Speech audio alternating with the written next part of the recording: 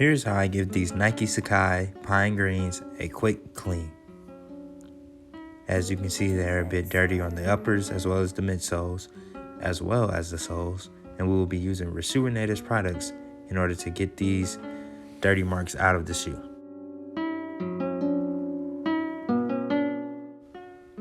We will first start with the soft bristle brush in order to clean up the uppers.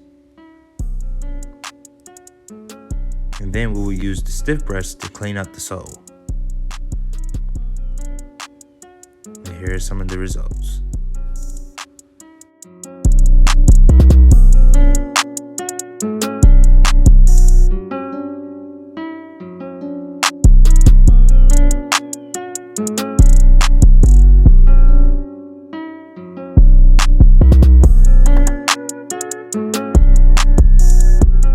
And there you have it.